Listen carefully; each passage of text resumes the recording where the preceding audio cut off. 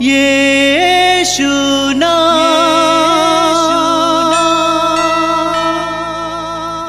यीशु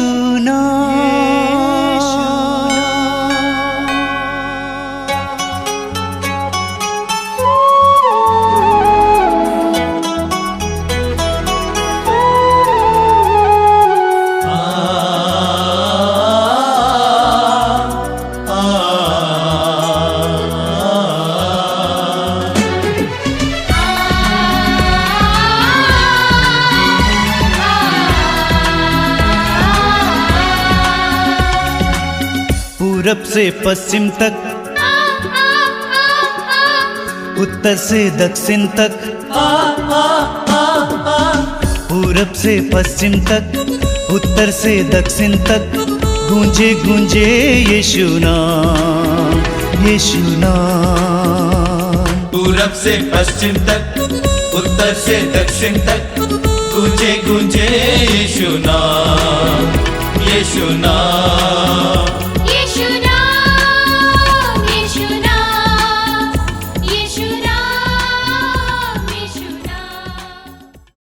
आप सभी को जय यीशु। मैं प्रभु यीशु के पवित्र नाम पर आप सभी का इस मातृधाम सत्संग में स्वागत करता हूं और ये प्रार्थना है कि ये कार्यक्रम आपके लिए और आपके परिवार के लिए आशीष का माध्यम बने। प्रभु यीशु ने स्वयं कहा है, जिस नाप से तुम दोगे उसी नाप से तुम्हारे लिए नापा जाएगा। यह एक सत्य है।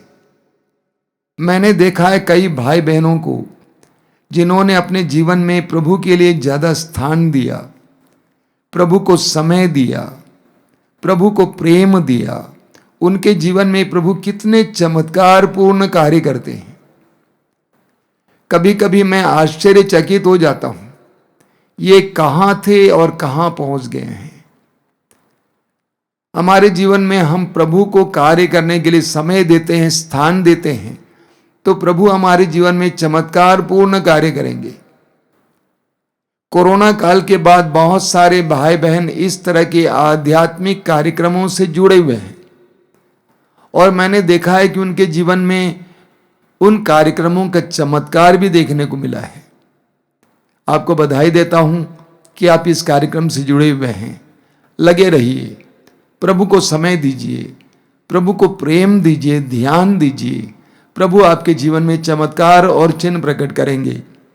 एक बहुत सुंदर स्तोत्र है, स्तोत्र 92।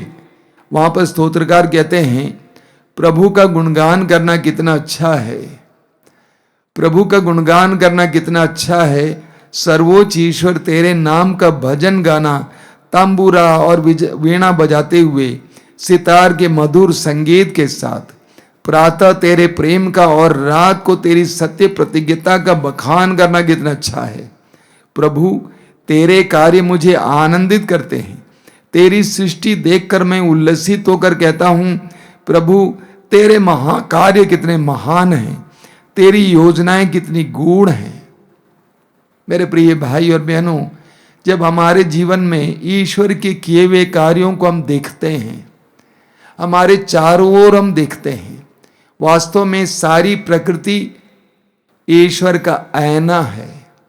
सारी प्रकृति में ईश्वर की सुंदरता देखने को मिलती है, ईश्वर की प्रज्ञा देखने को मिलती है, ईश्वर का सामर्थ्य देखने को मिलता है।